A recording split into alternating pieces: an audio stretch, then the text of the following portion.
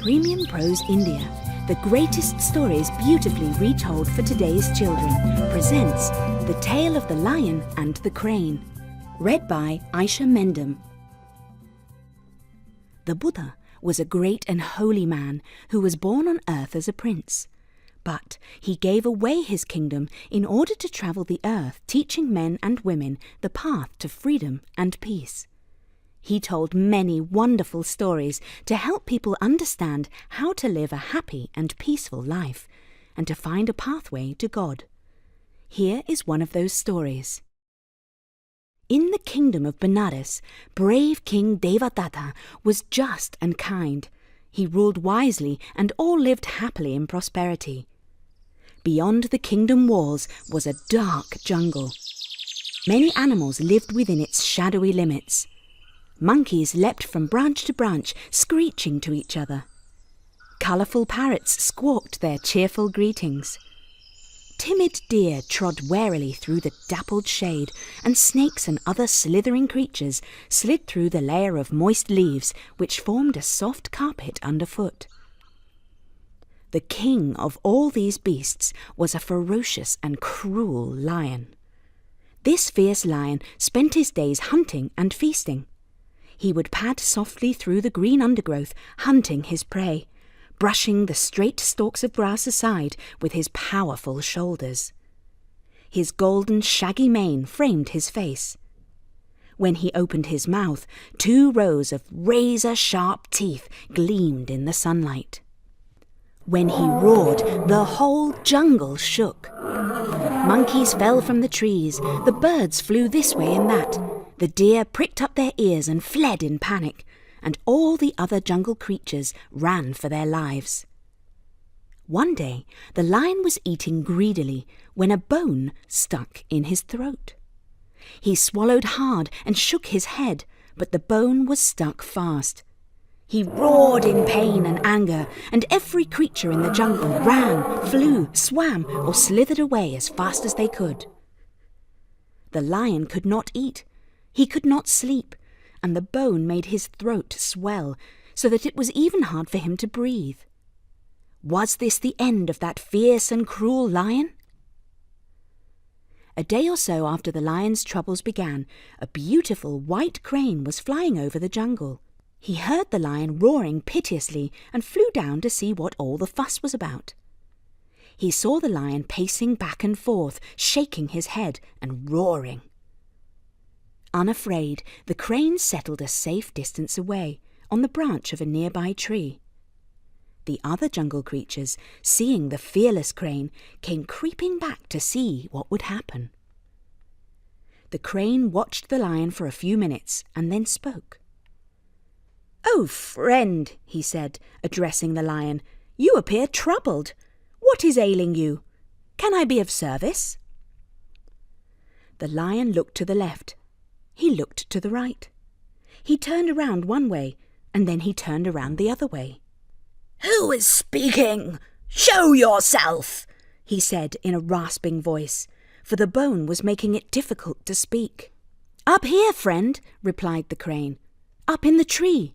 Why are you pacing back and forth and growling like that?"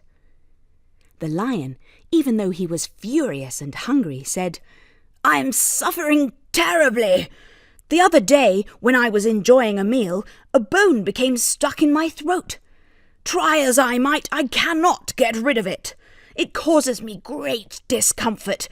I cannot eat, and I cannot drink. It is making my throat swell, and it's getting harder to speak and breathe. It causes me great pain, and all I can do is pace back and forth and roar in anger." The crane thought for a moment, and then he said, "I think I can help you. With my long beak, I can find the bone as it lies in your throat and peck it out.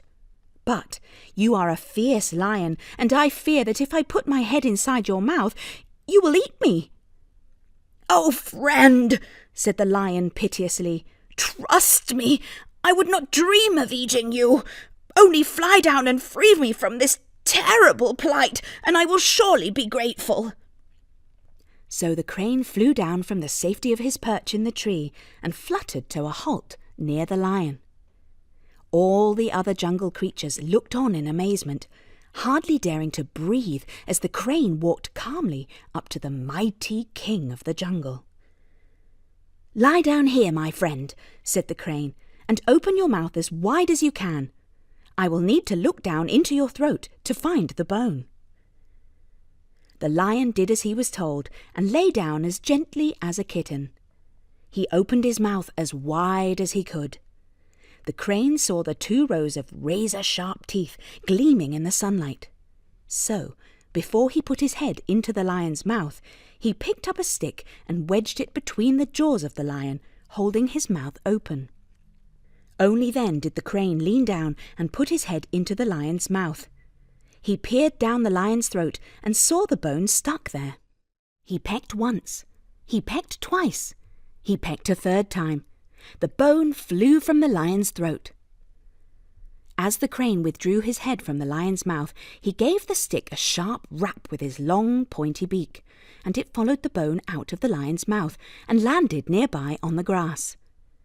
As the lion's jaws snapped shut, the crane flew safely back to his perch in the tree.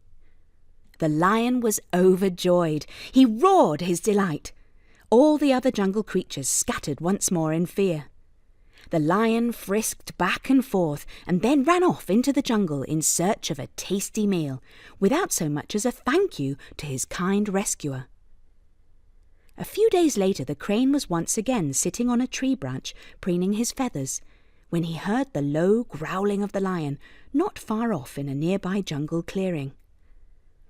"I will go and test my new friend, Mr. Lion," the crane thought to himself, and he flew off to find the lion. He had not flown far when he saw that the lion had settled down to his meal. So the crane again landed, out of harm's way, on a nearby tree branch. The other jungle creatures carefully crept closer to see what would happen this time. The monkeys took up their station among the leafy branches of the trees, right next to the parrots and other colourful birds. The deer peeped from behind thick bushes, anxious to remain hidden, but equally anxious to hear what the crane would say to the lion. And all the slithery, slidy, crawly creatures sat on the ground, peeking out from behind rocks and twigs. "Hello, old friend," said the crane. "I see you have fully recovered from your sore throat. I wonder, what gift will you give me out of gratitude for the great service that I did for you?" "Gratitude? Gift?" growled the lion, looking up from his food. "Ha!" he roared. "The fact that I did not eat you, the fact that you are still alive, the fact that you once had your head between my gleaming teeth, the fact that you can sit up there on your tree branch speaking nonsense to me, the king of beasts, is gift enough. Come down here and you'll soon see what sort of gift I have for you. I have 2 shining rows of razor-sharp gifts for you, my talkative friend." Hearing these words, the crane, perching on a tree branch, turned to all the other jungle creatures and delighted them with this poem. "Stay away, keep your distance, my friends. Beware, beware of one who pretends. Run away from him with no gratitude. Do no good deed for one with this attitude." The moral of this tale is, avoid those who feel no gratitude for a good deed. Thank you for listening to this story from Premium Prose India. For more great stories, go to our website, premiumproseindia.com.